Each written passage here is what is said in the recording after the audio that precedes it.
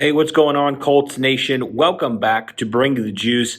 Guys, I figured I needed to talk about this topic because it's been something that's been super hot amongst Colts Nation the last really 12 hours or so. There's been rumors that Baker Mayfield's preferred destination, if he did leave Cleveland, it seems like he has. He posted a very heartfelt message yesterday. But there's been a lot of rumors, a lot of smoke around it. I've heard some things. Can't really say anything yet. That Baker Mayfield could potentially be an Indianapolis Colt here very soon. Again, these are rumors. I haven't heard anything 100% yet. So we shall see. But I just wanted to give you guys my thoughts if a trade were to go down today or tomorrow or something around that timeline. So my thoughts on Baker Mayfield as a player. I certainly think he's had his moments where he's looked really good. Obviously, look at his rookie season and his second season. And you kind of look at Baker overall as a player, and he's had some years where he's actually not been too awfully bad. And then you look at last season, he struggled with, playing through some injuries and stuff like that. Didn't have a great season, but, former number one overall pick. He's still 26, will be 27 years old in April. So he's still very young as a quarterback. He has a lot of talent. He set Peyton Manning's rookie record for touchdown passes.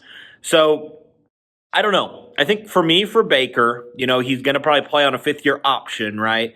So he's going to be roughly about $10 million less than if you were to trade for like a Jimmy G or something like that. And he wouldn't ideally miss that kind of time that Jimmy G would miss if you were going to make a trade with San Francisco.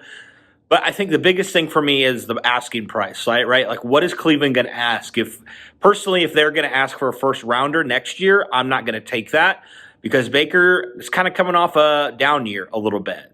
So personally, I would be good with maybe a second or a third rounder. Obviously, you recoup some from the Carson Wentz trade, so maybe you package some of those picks in a deal or something like that.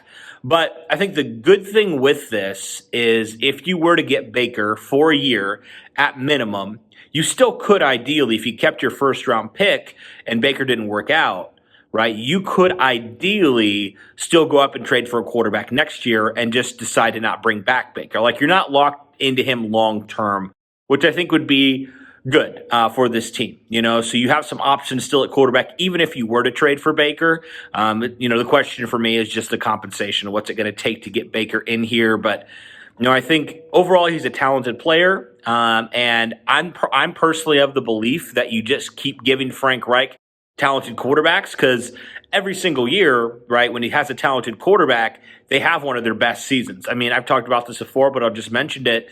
Andrew Luck, Jacoby Brissett, Phillip Rivers, even Carson Wentz statistically had a better season than he did the season prior. So Frank Reich has good track history with quarterbacks, especially talented quarterbacks. He's been able to correct some things in their games.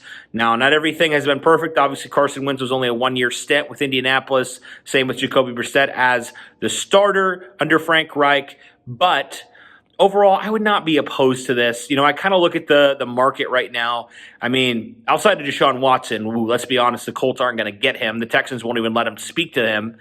I think Baker's probably the next best thing.